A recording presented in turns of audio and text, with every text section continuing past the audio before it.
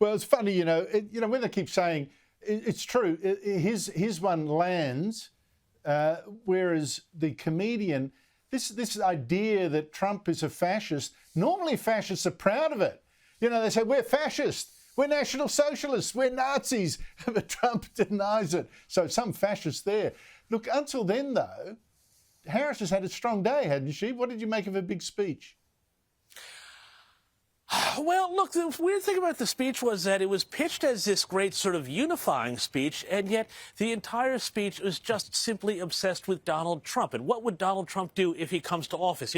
Trump has an enemies list. Trump would do this. Trump would do that. Trump would politicize this and that. But, we still hear very little about actually what the Harris campaign will do. We hear very little about what she would do to actually unify Americans. And this is a great problem. It's the same thing we always see. We see it in politics in Australia.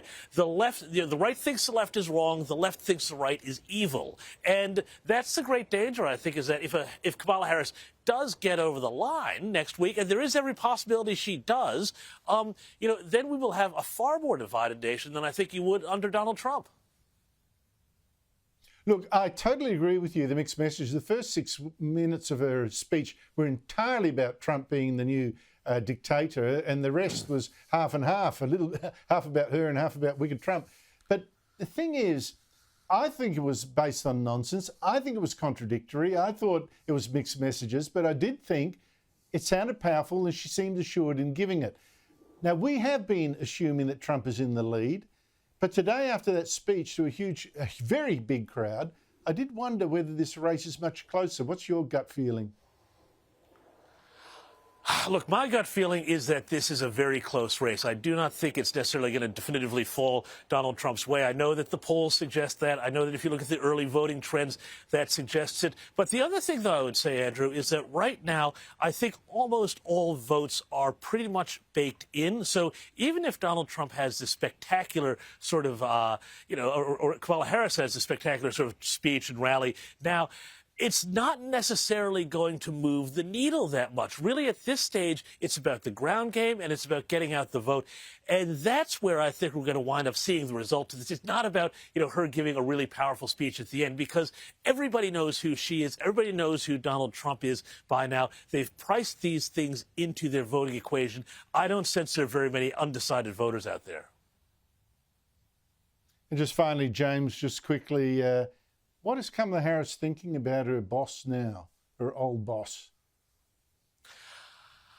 Well, I can't imagine all the thoughts are that pleasant because, Andrew, let's not forget, this is not the first time that we've seen in this campaign Joe Biden do something, say something that winds up throwing Kamala under the figurative bus. You remember a few weeks ago during the disaster relief in North Carolina, and Joe Biden got up and for the first time in his presidency entered the media briefing room at the White House and got up and said, "Oh, Kamala Harris, she's been with me every step of the way of my administration, helping with me with the legislation, the policies, the plans, and all of that."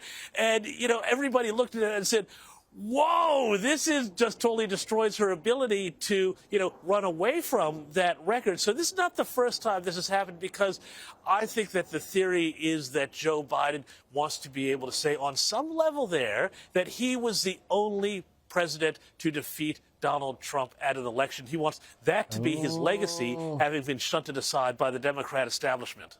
A Freudian slip then, this mistake, a Freudian slip, you're suggesting.